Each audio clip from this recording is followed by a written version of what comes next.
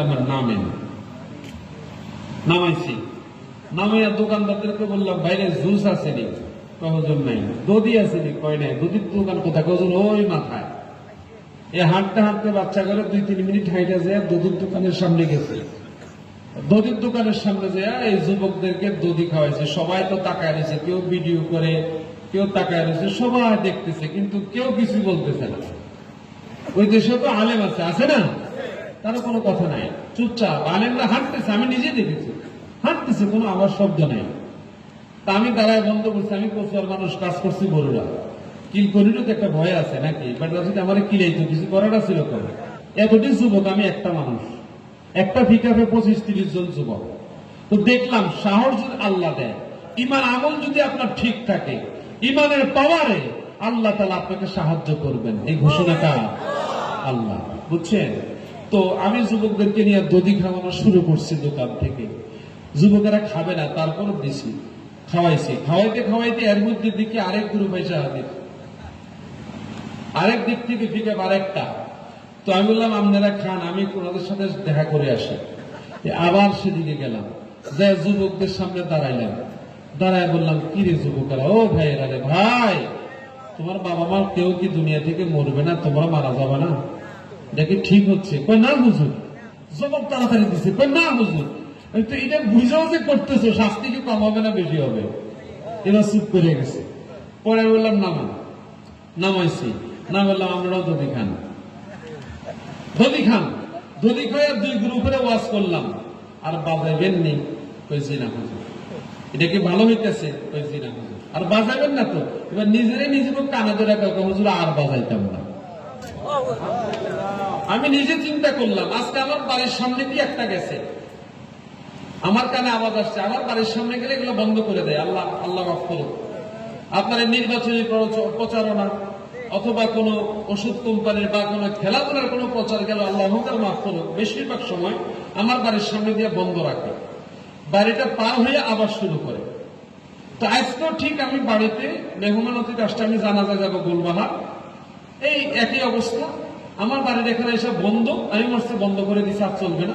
একটু করে দেখে আবার চালাইছে, পরে ভুইয়ারার দিকে যাচ্ছে, ভুইয়ারা ফোন দিলাম, আর 2-3 জনের ফোন দিয়ে আর পাইলাম না ওই মুহূর্তে। তাহলে কইতাম গাড়িটা থামা, গাড়িটা থামা, একটু নসিহত কর। আমাদের ছেলেগুলো নষ্ট হয়ে যাচ্ছে, দিন থেকে দূরে চলে যাচ্ছে। আমরা মাদ্রাসায় বাচ্চা দিতে চাই না, যে মাদ্রাসায় পড়ে তারা কি খাবে, কি চলবে, কেমন চলবে।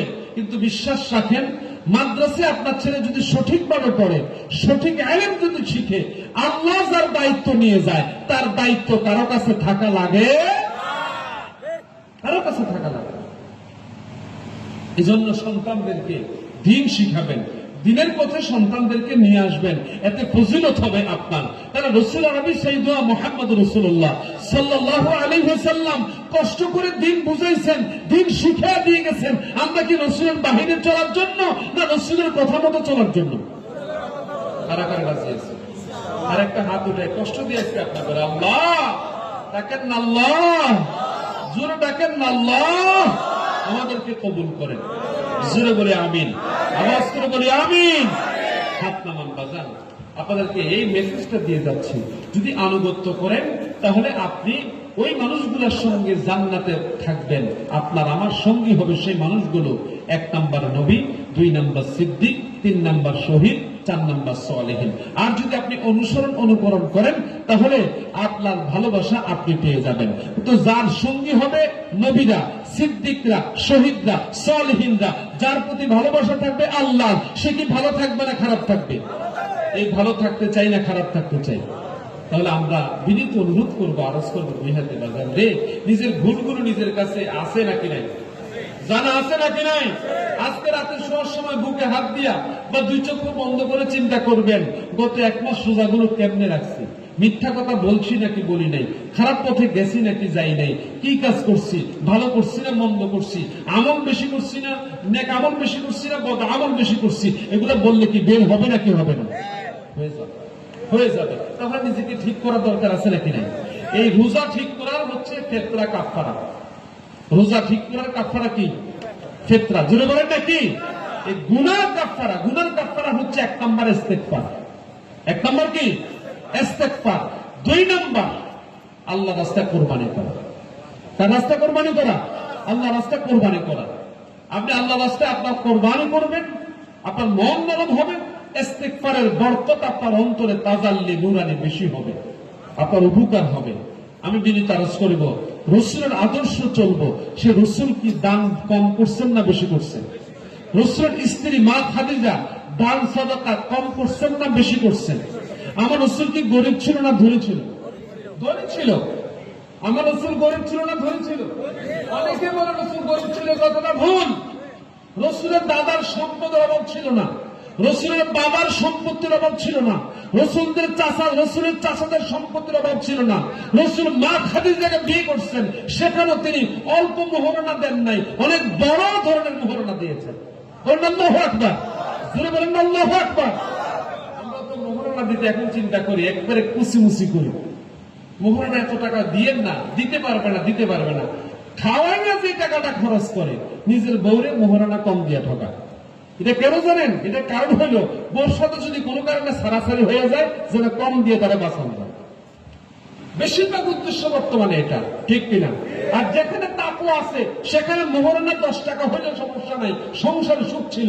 আগে লিখিত হইতো না, লিখা হইতো না, কোনো কিচ্ছু হইতো না। 2 জন 5 জন 10 জন সাক্ষী হয়েছে, 2 জন সাক্ষী হয়েছে, বিয়ে পড়াইছে, কোলে করে বাইক নিয়ে গেছে, শেষ। লেখালেখি কিচ্ছু নাই। সংসার কি আগে যুদ্ধ হয় নাই? জিরো বলেন হয় নাই? সারাসারি কয়টা হয়েছে? আর এখন কয়টা হয়? লেখালেখি আছে, জোর জবরদস্তি আছে, তারপরও সারাসারি হয়, এটার মূল কারণ হচ্ছে আমাদের ভিতরে সে তাকওয়া ভিত্তি নাই, রসুলের আদর্শ নাই, রসুলের অনুসরণ অনুকরণ নাই। এটাই হচ্ছে আমাদের মূল সমস্যা। তাহলে আমরা রসুলের পদ্ধতিতে চলতে রাজি আছি তো ইনশাআল্লাহ? রাজি আছি তো ইনশাআল্লাহ? এজন্য আলেমদের সাথে থাকতে হবে। আল্লাহ তাআলা আমাদের কবুল করুন, সকলে বলি আমিন। তো যে রাসূল সাল্লাল্লাহু আলাইহি সাল্লাম এত পরিশ্রম, এত কষ্ট করছেন, এই দিনগুলো ধরে রাখার দায়িত্ব আমাদের আছে নাকি নাই? আছে নাকি নাই? যদি থাকে, আল্লাহর রাস্তায় মসজিদের জন্য